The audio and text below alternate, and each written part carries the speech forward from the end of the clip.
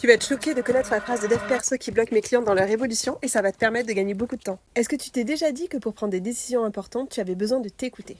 Alors prends quelques instants avec moi parce que ce que je vais te dire, personne ne te l'a encore dit. Tu confonds avoir du discernement pour être pleinement soi-même avec se laisser balader par ses ombres. Désolée de te le dire, mais tu te fais vraiment balader. Tu penses que si tu t'écoutes, tu vas forcément pouvoir être pleinement toi-même. Et non, c'est pas obligé. Car être soi-même, c'est pas une question d'écoute, c'est une question de discernement. La vraie question à se poser, c'est quelle part de toi tu es vraiment en train d'écouter. Alors, plusieurs possibilités. Attention, on peut être très nombreux à l'intérieur, donc la liste n'est pas exhaustive. Celle qui a peur du changement et qui a tendance à trouver des arguments très rationnels en apparence pour se maintenir là où elle est. Arguments qui ne sont en réalité que de simples excuses pour ne pas se risquer à explorer une zone encore inconnue.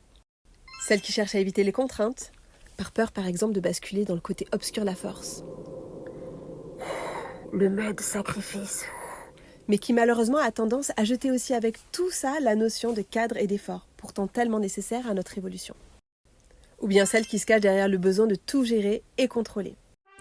Et oui, encore ce fameux syndrome de Wonder Woman.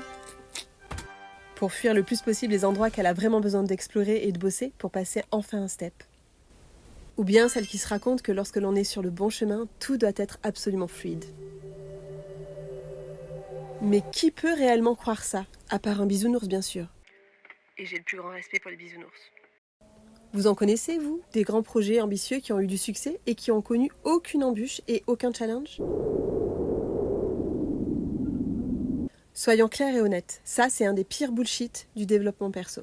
Putain, ça me file des boutons cette connerie. Il y a vraiment besoin d'éliminer ça si on veut un petit peu grandir et évoluer. Alors quand tu dis « je m'écoute », vérifie quelle part de toi est réellement en train de parler. La difficulté, c'est pas d'écouter. C'est de muscler son discernement pour savoir qui est en train de me parler et à qui je remets les pleins pouvoirs. Sinon, ça peut vite vriller en dictature.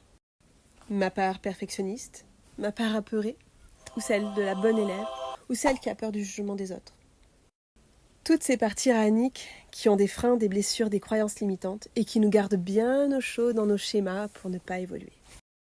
Quand tu crées à partir d'un espace de souveraineté intérieure, c'est magnifique. Ça a un impact crucial sur ta création. C'est exactement pour ça que j'ai créé la retraite Réveiller sa puissance créatrice.